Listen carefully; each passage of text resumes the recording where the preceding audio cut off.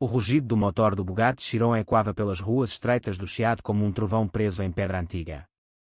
Ricardo Almeida, o CEO de 38 anos que comandava um império tecnológico avaliado em bilhões, saiu do carro com a fúria estampada no rosto perfeito. Os olhos castanhos flamejavam enquanto ele apontava para o jovem que acabara de encostar a mão no capô reluzente. "Quem diabos te deu permissão para tocar no meu carro?", gritou Ricardo, a voz cortando o ar da tarde como lâmina. "Sai já daí antes que eu chame a segurança." O jovem, Miguel Santos, 29 anos, engenheiro automotivo brilhante contratado para avaliar o veículo antes de uma exposição privada, recuou um passo. Os dedos ainda tremiam do contato breve com a carroceria azul metálica. Ele ergueu o olhar verde, calmo mas ferido, e respondeu com voz firme: "Desculpe, Sr. Almeida. Só estava verificando a temperatura do motor após o trajeto. É procedimento padrão." Ricardo bufou, aproximando-se ameaçador. "Procedimento padrão. Você é pago para consertar, não para ficar acariciando como se fosse seu. Some da minha vista." As palavras saíram mais cruéis do que pretendia, carregadas de um preconceito que Ricardo nem percebia estar ali. Miguel sentiu o golpe no peito. Não era a primeira vez que ouvia aquele tom, o tom de quem o via como inferior, como o gay, que não pertencia àquele mundo de luxo e poder. Ele engoliu a humilhação, virou-se e caminhou em direção à oficina improvisada montada no hotel de luxo. Mas algo naquela cena ficou gravado na mente de Ricardo.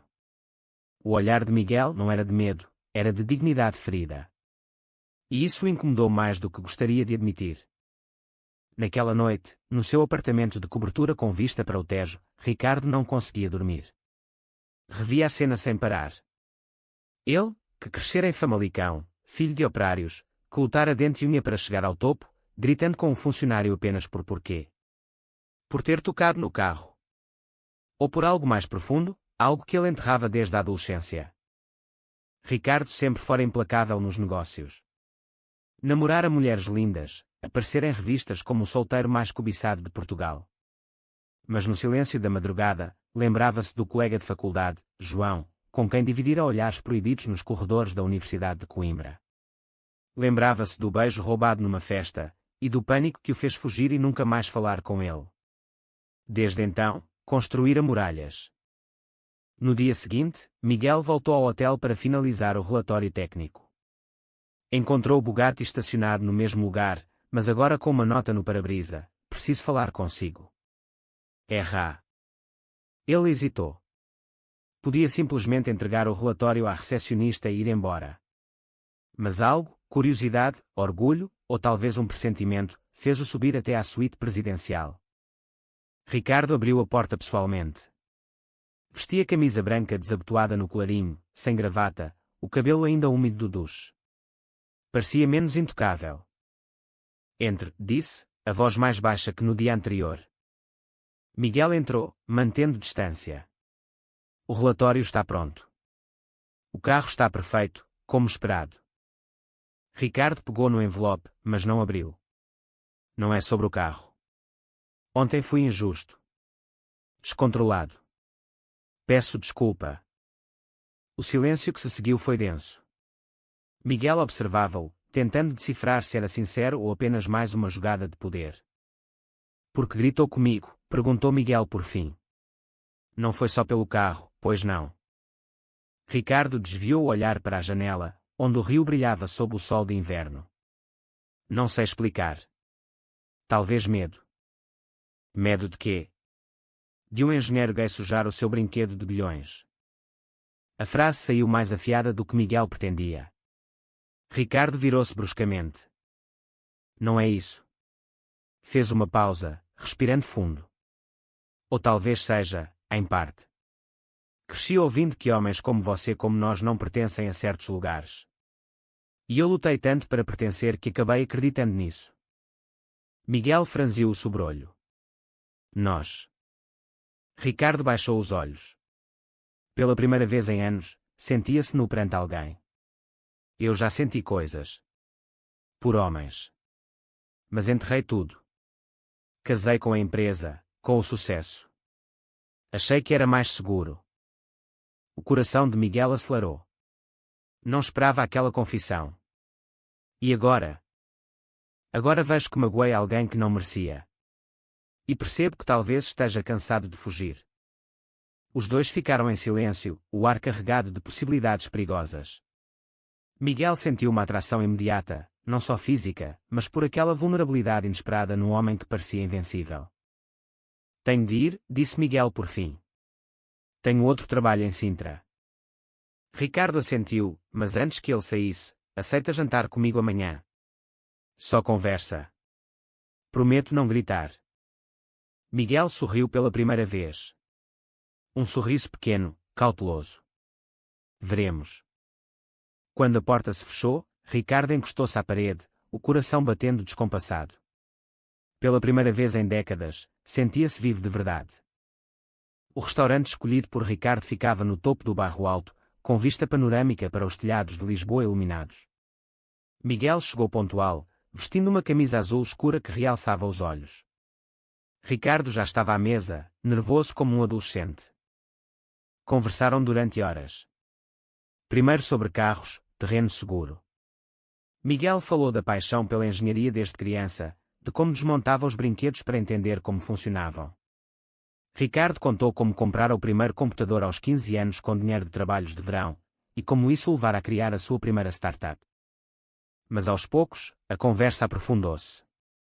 Miguel revelou que crescera no Porto, filho único de mãe professora e pai militar. Que aos 17 anos se assumira e perdera metade dos amigos. Que a família aceitara, mas a sociedade nem sempre. Ainda recebo olhares quando ando de mão dada com alguém, confessou Miguel, girando o copo de vinho verde. Ricardo escutava, fascinado e envergonhado. Eu nunca tive coragem de andar de mão dada com ninguém. Nem homem, nem mulher, nos últimos anos. Porquê? Medo de perder o controle da narrativa. Os acionistas, a imprensa Portugal mudou muito, mas o topo ainda é conservador. Miguel inclinou-se para a frente. E você? O que quer de verdade, Ricardo? A pergunta ficou suspensa. Ricardo sentiu o peito apertar. Quero parar de mentir para mim mesmo. Na saída, a noite estava fria. Caminharam pelas ruas empedradas até ao mirador de Santa Catarina. O Adamastor observava-os em silêncio. De repente, Ricardo parou. Posso ser honesto? Sempre. Desde aquele dia do Bugatti não consigo tirar-te da cabeça. Não é só culpa.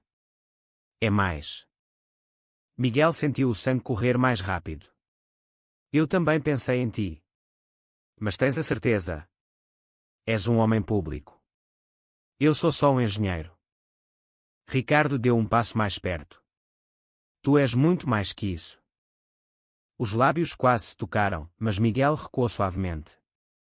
Devagar. Não quero ser um segredo. Ricardo assentiu, respeitando o limite. Não serás. Nos dias seguintes, começaram a encontrar-se com mais frequência. Passeios discretos por Alfama, cafés em Belém, conversas até altas horas. Ricardo descobria um lado de si que julgara morto, a capacidade de se apaixonar profundamente. Mas o mundo exterior não tardou a interferir. Uma foto tirada por um paparazzi, os dois saindo juntos do restaurante, apareceu num jornal sensacionalista, o bilionário Ricardo Almeida em jantar íntimo com desconhecido. Será? Ricardo recebeu chamadas furiosas do Conselho Administrativo. Isto pode afetar a imagem da empresa, disse o presidente. Na mesma semana, Miguel recebeu uma mensagem anônima: afasta-te dele ou perdes o emprego. O medo começou a corroer o que estavam a construir. Ricardo convocou uma reunião de emergência com a equipa de comunicação. Não vou negar nada, declarou. Se perguntarem, direi a verdade quando estiver pronto. Mas por dentro tremia. Anos de repressão não desapareciam num estalar de dedos. Miguel, por seu lado, enfrentava pressão diferente. O pai, reformado do exército, ligou preocupado: filho, tens a certeza disto? Ele é poderoso. Podem destruir-te. Pai, eu sei o que sinto. Na noite seguinte, encontraram-se num apartamento discreto que Ricardo alugara em Cascais, longe dos olhares. A conversa foi tensa. Recebi ameaças, confessou Miguel. Alguém sabe quem sou? Ricardo empalideceu. Eu resolvo isso. Contrato de segurança. Não é só segurança física, Ricardo. É emocional. Vais assumir publicamente? Ou serei sempre o amigo que aparece nas fotos? Ricardo segurou-lhe as mãos. Dá-me tempo. Estou a aprender a ser corajoso. Mas o tempo escasseava. Uma revista de sociedade publicou uma matéria longa, insinuando que Ricardo mudara de equipa por crise de meia-idade. Acionistas venderam ações. O valor da empresa caiu 3% num dia. Ricardo passou a noite em claro, bebendo uísque sozinho na cobertura. Pela primeira vez, duvidou de tudo. Talvez fosse mais fácil terminar ali, voltar à vida antiga. Ligou para Miguel às 3 da manhã. Preciso de te ver. Quando Miguel chegou, encontrou Ricardo destruído. Talvez seja melhor pararmos, disse Ricardo, voz embargada. Não quero arruinar a tua vida. Miguel aproximou-se, furioso e magoado. Agora queres fugir? Depois de tudo. Pensava que estavas disposto a lutar. Estou assustado, Miguel. Perdi milhões hoje por causa de uma foto nossa. E eu posso perder a carreira amanhã por mensagens anónimas. Mas pelo menos eu escolho lutar por nós. A discussão escalou. Palavras duras foram ditas. Miguel saiu batendo com a porta. Nos dias seguintes, silêncio total. Ricardo afundou-se no trabalho. Miguel aceitou um contrato temporário no Algarve para se afastar. Mas o vazio era insuportável. Uma semana depois, Ricardo descobriu a origem das ameaças a Miguel, um ex-namorado ciumento de Miguel, que trabalhava na mesma empresa de segurança contratada por Ricardo. O homem fora despedido por má conduta anterior e queria vingança. Ricardo confrontou-o pessoalmente.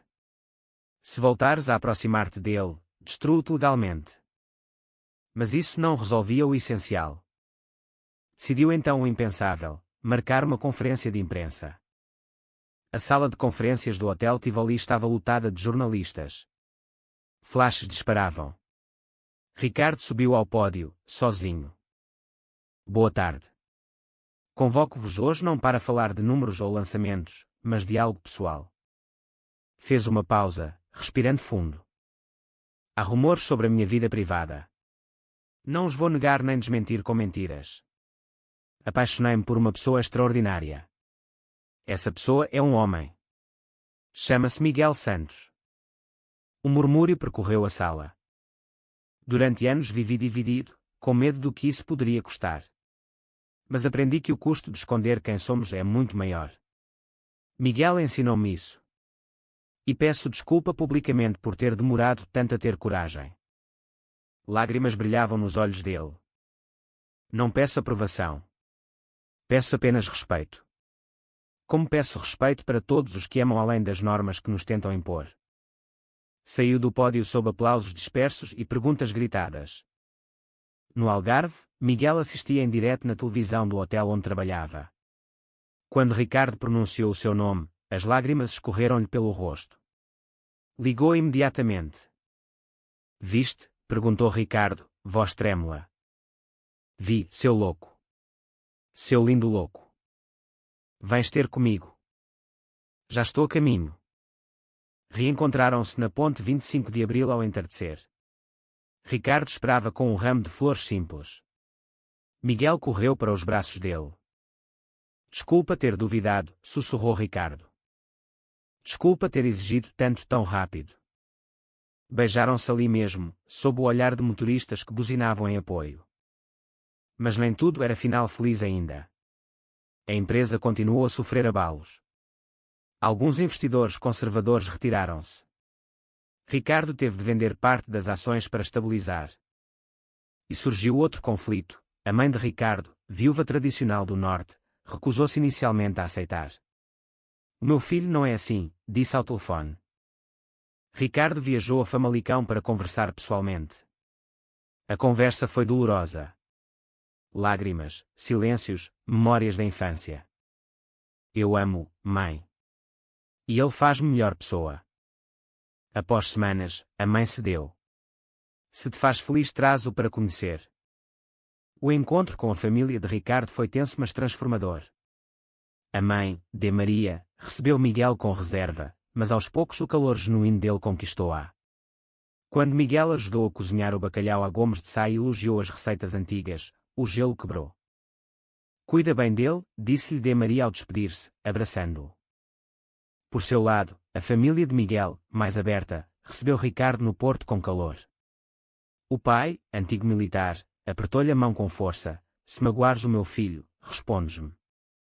Ricardo sorriu. Nunca o farei.